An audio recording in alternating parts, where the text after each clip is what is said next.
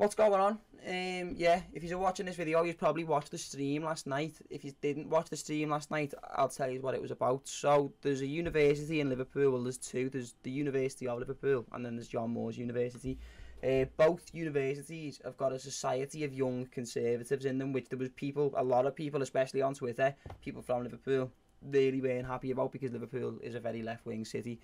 And there was people fuming about it, so I seen it almost as, let's just say, civil duty, we'll call it that, if you want, we'll call it that. Yeah, so to try and infiltrate them, basically, I thought that I'll try and worm me way into them, and I'll try and get onto one of their little Zoom meetings, because I think it's weekly. It might be 2 weekly, fortnightly, I don't know, but they do these little Zoom meetings where they get on. There's usually more of them, but last night's one was a very, very closed off meeting to the higher up members of the society, because they had an MP on it, Sir Desmond Swain. I don't know how I ended up in this meeting. I just managed to blag my way into it over the course of 3 weeks. I made a little Twitter, called it Seb Cameron Harris, gave it a double-barreled surname, so it looked really conservative. I put the bio, I was like, I'm conservative through and through, psychology enthusiast, because I told them I was going to John Moores in September to study psychology, and said that I collected globes, I collected like retro model cars and all stuff like that, just to try and make it seem as believable as possible, because these people are the most boring people you've ever come across, so I had to make it sound equally, as if I was equally as boring as them. Managed to blag it, got a message yesterday saying they were doing a Zoom call with an actual MP. I didn't know it was someone who's been knighted by the Queen. I had no idea at all until the call started, and then there he was. Got into the call, had a little bit of fun with it myself, obviously that's why I was there, played a few little sound effects, asked a couple of stupid questions and just tried to wind them up. And then yeah, there's a few little highlights from it, so if you didn't see it last night, here it is now. Have a little look. Hey guys, how are we doing? Give us 2 seconds. Here we go. Is that? Can you hear me? Yeah. Brilliant. Thanks, mate. Cheers. Thank you. Yeah. Basically, I'm joining John Moores in September coming. I'm doing psychology, and I heard about the society on Twitter, and I just thought that, you know, it'd be a great thing to get involved in. It'd be a really good thing to, you know, I've wanted to get deeper into politics for a little while. I've always been, you know, more so conservative. My parents are, and I've always sort of followed suit, and I thought it'd be a great thing to get involved in. So I'm happy to be here. Yeah. Nice. Cheers, mate. Start another one. I think a few people are open there. But Yeah. Cool. Who's the is there an MP joining in as well? Sir Desmond Swain. Oh, brilliant. Oh, there he is. There, yeah.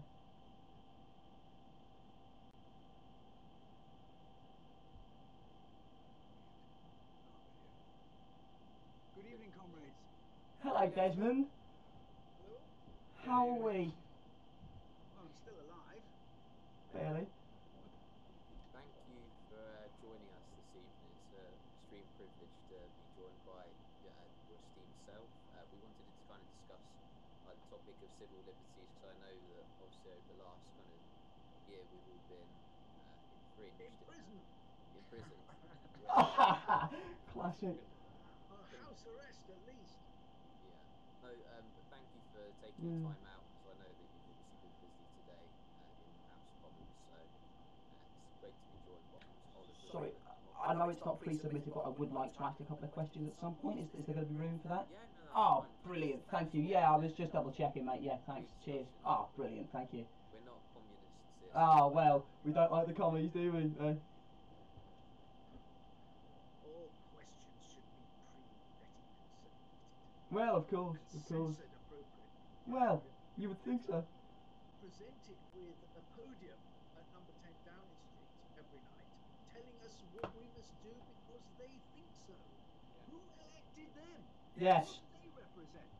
It is, you know, it's perfectly proper for government to take, to listen to the most eminent professors saying they thought this was not that, all the rest. Oh, but please don't mention my name. Definitely don't do that. Such is the caustic nature of public. And then 2 days later, it was completely traduced by Professor Hennigan in The Spectator.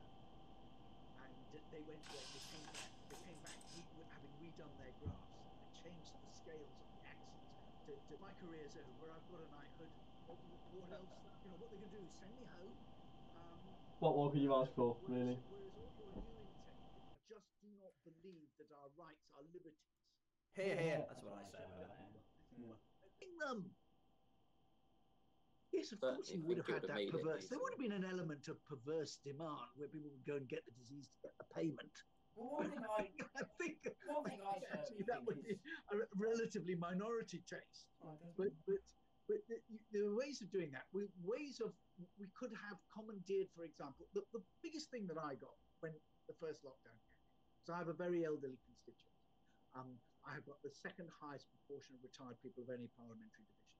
And the big complaint inundated my email was that nobody could get a slot for delivery from the supermarket because all the rich housewives with their Argas and 2 cars had already commandeered it all. Indeed, they'd been commandeering those services at the premium rate at which they're sold for some time. We were going to go the way of lockdown. And even the scientists didn't believe that we'd ever get away. Sorry, it was a moth. The House of Commons is... Get it, Desmond! Get that bloody moth, Desi, go on. They eat everything, all your clothing.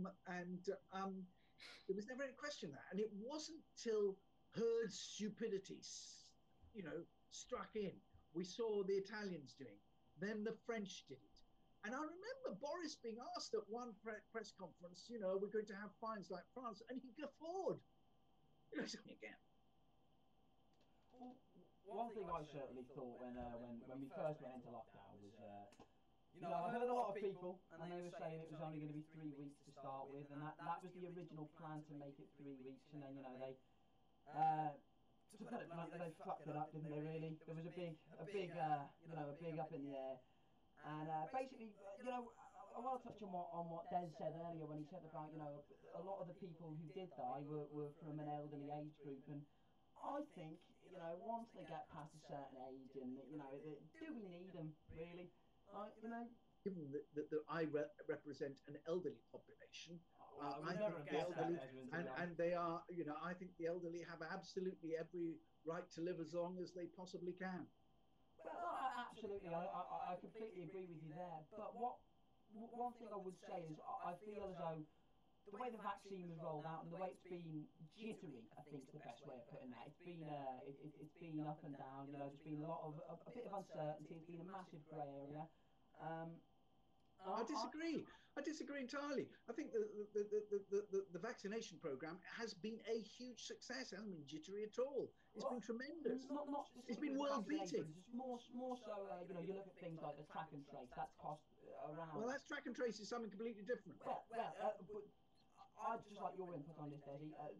Do we think that if the track and trace system hadn't worked slightly better, it could have helped along the road of the vaccinations? If people were tracked and traced more effectively, could that make the process of vaccination run a little bit smoother, because it would have been easier to keep an eye on what people are doing? No, I don't think there's any connection between the two. But of course, it's perfectly legitimate to say, none of us can agree what the reformed laws should look like. And therefore, we continue to live with the existing model. I think we should be allowed guns, personally. Because none of us can agree political agenda. Yeah, I completely agree. Thanks for that. I mean, I wish you were at the daily briefings. You give fantastic answers to these questions and some great alternatives. But thanks for that, Desmond. I appreciate that. Well, one thing I definitely think as well, just to add to that, is Max has got a... one thing I think is Max has got a shit little quiff and Desmond's a lizard, but that's just... Are you mad? He just legged me out of the call. Because I said Max has got a little shit quiff and Desmond's a lizard, and then I just got kicked out of it. Just got kicked out of it straight away, lad. So yeah, they were the little highlights from the stream last night. The actual meeting itself went on for as long as I was in it before I got kicked out. Anyway, the meeting went on for like 50 minutes. That's as long as I could manage to get in it. And then I think a good 35-40 minutes the whole time was just Desmond just incoherently rambling about shite. He loves the sound of his own voice. Does Desi? But I just wanted to refer back to a little something that Desmond said during them clips there. So I'm gonna play the clip now. Given that I represent an elderly population, I would I never think have the guessed that, elderly, Desmond, to be honest. and they are, you know, I think the elderly have absolutely every right to live as long as they possibly can. But yeah, so that was just after I've said, you know, like, when they get to a certain age, do we need them, really? Desmond obviously believed that the elderly should be, if anything, assisted to live as long as they can, which obviously I agree with. But I find it a little bit weird, because if you look at the party who Desmond represents, which is the Conservatives, just last year they were more than willing to let children from working class families starve to death in poverty during a global pandemic, which massively contradicts very clearly Desmond's own views, which, or Desi, as I know him as, because, you know, we're essentially mates. But yeah, it is a little bit weird to me that the party that he represents support helping the elderly live as long as they can, but are more than happy to sit back and watch kids starve in poverty in their own country. Really, really weird. But on a brighter note, I'm going to be starting the What's Happening podcast within a month from today. I was hoping to get it done by the end of February, but I wanted to get all the proper equipment and get it set up as well as I could, so that it just looked as good as it can do.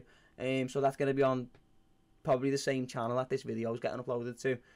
I'll live stream it on the channel and then upload highlights from the podcasts to the channel as well. So if you're wanting to see a little bit of that, you're going to find it on here. And I'm going to be looking at doing some more of these Zoom calls as well with the young Tory societies, because loads of unis in the UK have got them apparently.